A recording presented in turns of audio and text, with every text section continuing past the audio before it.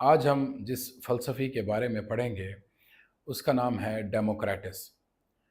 Democrats کو father of ایٹمزم بھی کہا جاتا ہے، اور ڈیموکریٹس نے آج سے 2000 سال پہلے انتہائی انقلابی یا ریولوشنری ایک نظریہ دیا۔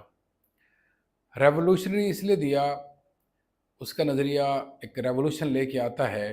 وہ یہ ہے کہ جو ایٹم کا کانسیپٹ ہے، جو آج کی ہماری ماڈرن سائنس ہے، بے شک آج کی سائنس سے تو مختلف تھا، لیکن اس وقت یہ ایٹم کا تصور دینا بہت ہی یونیک سمجھا جاتا تھا۔ جب لوگ اس وقت کے گریک کے لوگ اپنے دیو ملائی یعنی میتھیکل سٹوریز میں مبتلا تھے، اس وقت اس ایٹم کا نظریہ دینا ایک نہایت اہم فلسفہ تھا۔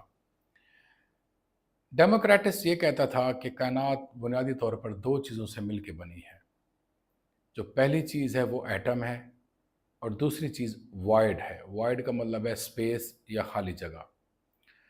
ڈیموکریٹس یہ کہتا ہے کہ جو ایٹم ہے یہ سب سے چھوٹا ذرہ ہے جو نظر نہیں آتا، لیکن تمام کائنات کی چیزیں اس سے مل کے بنتی ہیں، اور جو ہم تبدیلی دیکھتے ہیں وہ اس ایٹم کی ری ارینجمنٹ ہے۔ یعنی اگر آپ برکس لیں، اسی برکس سے آپ مکان بھی بنا سکتے ہیں، ٹاور بھی بنا سکتے ہیں، فیکٹری بھی بنا سکتے ہیں۔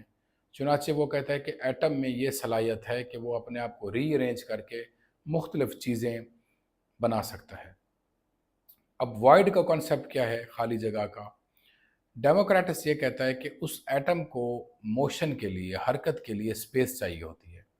چنانچہ وہ اسپیس یا وائڈ وہ خالی جگہ ہے جس میں ایٹم حرکت کرتا ہے۔ چنانچہ یہ دو بنیادی نظریات تھے، ایٹم اور وائڈ، ڈیموکریٹس کے۔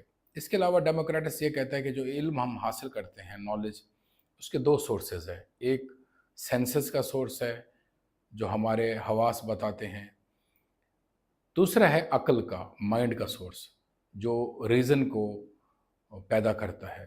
تو ڈیموکریٹس اس سورس کو یعنی ریزن کے سورس کو زیادہ ترجیح دیتا ہے۔ اس کے نزدیک ریزن کا سورس زیادہ اہم اور معتبر سورس ہے۔ چنانچہ جو ڈیموکریٹس کا فلسفہ تھا اس نے آگے جا کے کافی انفلوئنس کیا جو باقی آنے والے فلاسفرز ہیں، اور خصوصاً جو سائنس ہے، فزکس پہ کافی اس کے اثرات ہیں۔ ڈیموکریٹس ایک اور چیز کہتا تھا کہ انسان کو جو زندگی ہے وہ اخلاقیات سے اور وزڈم سے جینی چاہیے، نہ کہ آپ دولت کی دوڑ میں بھاگتے رہیں۔